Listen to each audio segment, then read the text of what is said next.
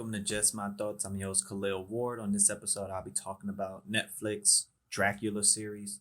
No, not the animated series. This is a new live action series. It's like the BBC format, like the shows Sherlock and Luther. So it's only 3 episodes for season one, but they're like an hour and a half long. And I watched them back to back to back. I would suggest watching one and then taking a little break and watch the other 2 episodes, later on.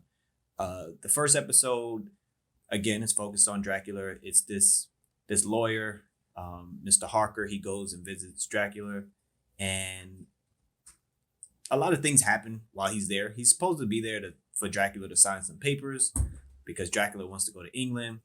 Dracula tricks him, and he has to stay there. He probably stays there like a month, and it's a bunch of different things going on in the castle. And he finally gets out, so he makes it to these nuns, and he's telling them his story, and he's recounting everything. And this one particular nun, Sister Agatha, she's very interested in what's going on and what happened and how did he escape. And episode one is very mysterious, more suspenseful. You're in his castle, more horror involved. And when you meet Dracula, he's very old. Like he can barely move. He's really old, and you can see throughout that episode he tricks Harker, and he starts getting younger, and Harker starts getting sicker. But you never see him physically like bite the guy. And you learn a little bit about Dracula and like the things he's afraid of. The cross, the sunlight, and stuff like that. The first episode I thought was the high mark of the 3 episodes. I thought it was really interesting, and just the suspense of it, and just seeing what was going to happen next as the guy was wandering around the castle looking for clues to escape, looking for clues to defeat Dracula. It was the best episode of the bunch. Second episode, Dracula is telling this story this time around. He's talking with someone. He's telling the story of his journey trying to get to England. He boards a boat, and it's a bunch of different passengers on a boat. And of course, people start dying. And we know it's Dracula, but they don't know it's Dracula. And he's having an interesting conversation with a companion, telling them, different aspects of the story without giving everything away. And I thought this episode it wasn't as suspenseful. It wasn't as interesting because I didn't really care about the other characters. I wanted to just see Dracula and, learn more about him. So in this particular one, I wasn't as excited watching it.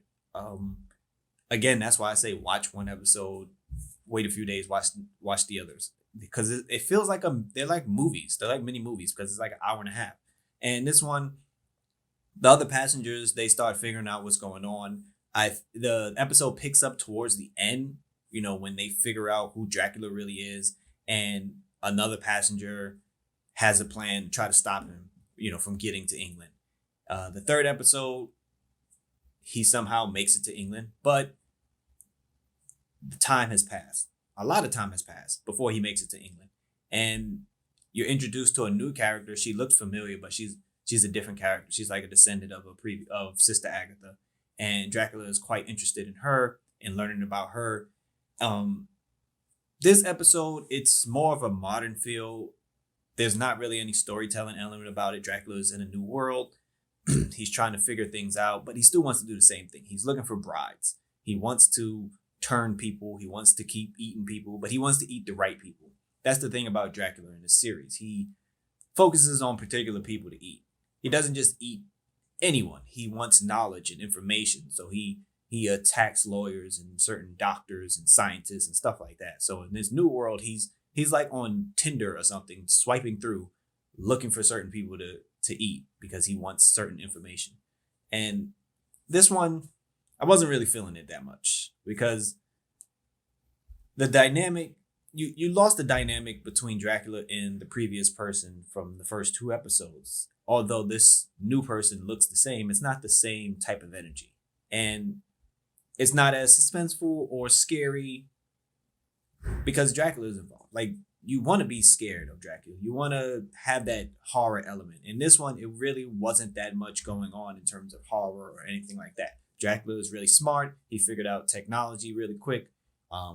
He pulled the fast one on the people involved in capturing him. but it wasn't that exciting. So as a series, I wouldn't say it's terrible. I wouldn't say it's like bad. It's something. If you like the BBC show format, I would say check it out. If you're a fan of Dracula, it's not the same type of Dracula. It's not as gory and violent as like the animated series is.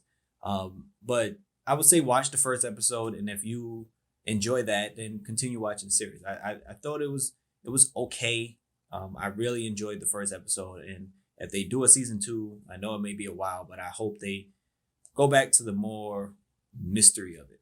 But just my thoughts. Thank you for listening. Thank you for watching. If you watched the show, let me know what you thought about it. Like, comment, subscribe. Deuces.